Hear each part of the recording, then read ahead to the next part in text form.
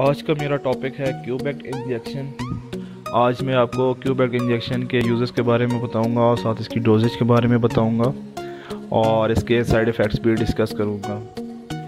तो सबसे पहले जिन लोगों ने मेरे चैनल को अभी तक सब्सक्राइब नहीं किया वो मेरे चैनल को सब्सक्राइब कर दें और बेल आइकन को दबा दें ताकि आने वाली मेरी नई वीडियोस आपको बर वक्त मिलती रहें। तो चलिए वीडियो स्टार्ट करते हैं। क्यूबेक्ट इंजेक्शन, क्यूबेक्ट इसका ब्रांड नेम है और इसका जो जेनेरिक नेम है वो है सीफोपेराजोन प्लस सेल्बेक्टम सोडियम।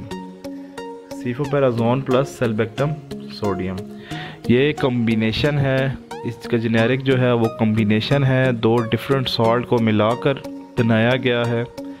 ये थर्ड जनरेशन सेफेलोस्पोरिन है, थर्ड जनरेशन सेफेलोस्पोरिन है और इसमें दो किस्म के मॉलिक्यूल्स ऐड किए गए हैं।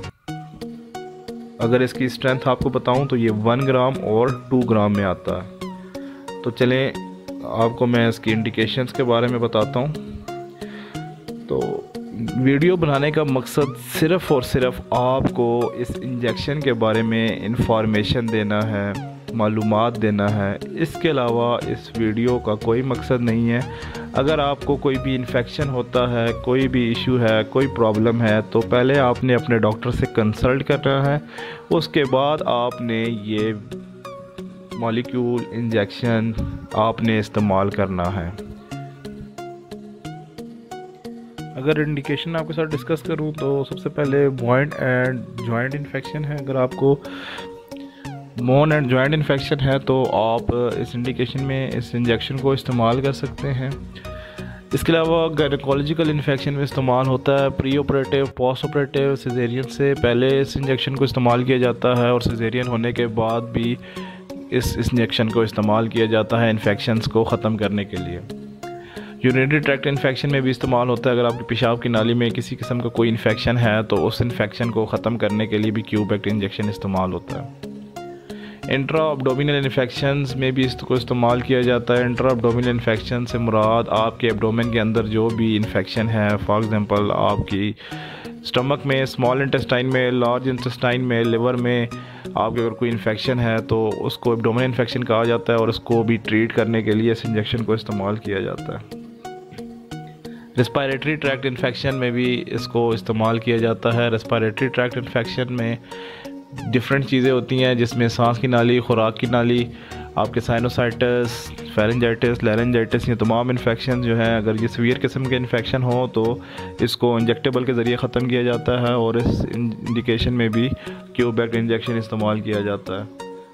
इसके अलावा skin and soft tissue infection में भी इसको इस्तेमाल किया जाता है। अगर स्किन और सॉफ्ट टिश्यू में कोई इन्फेक्शन है, आपकी स्किन में कोई भी इन्फेक्शन है तो उस इन्फेक्शन को ख़त्म करने के लिए भी इस इंजेक्शन को इस्तेमाल किया जाता है।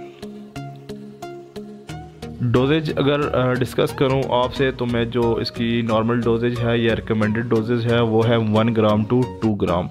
1/1 की रेशो होती है। इसमें सीफोपेराजोन 1/1 और सेल्बेक्टम 1 दोनों का 1 ग्राम यूज़ करने इसकी रेशो होती है।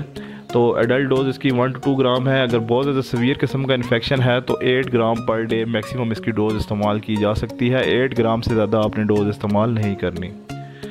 मिनिमम डोज इसकी जो है वो 1 to 2 ग्राम है और मैक्सिमम डोज इसकी 8 ग्राम है पर डे। अगर पीड की डोजेज आपसे मैं डिस्कस करूँ, पीडियाट्रिक पेशेंट्स की डोजेज अगर डिस्कस करूँ तो 40 to 80 mg पर kg पर बॉडी वेट के हिसाब से इसकी जो है नॉर्मल डोजेज है या रिकमेंडेड डोजेज है। 40 to 80 mg पर kg पर बॉडी वेट के हिसाब से पर डे आपने डोज इस्तेमाल करनी है। मैक्सिमम डोज इसकी है 160 mg पर kg पर बॉडी वेट पर डे के हिसाब से। मैक्सिमम डोजेज 160 mg पर kg पर बॉडी वेट पर डे के हिसाब से आपने यूज़ करनी है। अगर आपने अलग से कोई इंडिकेशन में यूज़ करनी है तो आप सीफोपेराजोन अलग से यूज़ कर सकते हैं, लेकिन वो भी 40 mg मैक्सिमम डोज होगी। तो ये पीडियाट्रिक डोज है 40 to 80 mg पर kg पर बॉडी वेट के हिसाब से आपने पर डे यूज़ करनी है और मैक्सिमम डोज 160 mg पर kg पर बॉडी वेट पर डे के हिसाब से आपने यूज़ करनी है।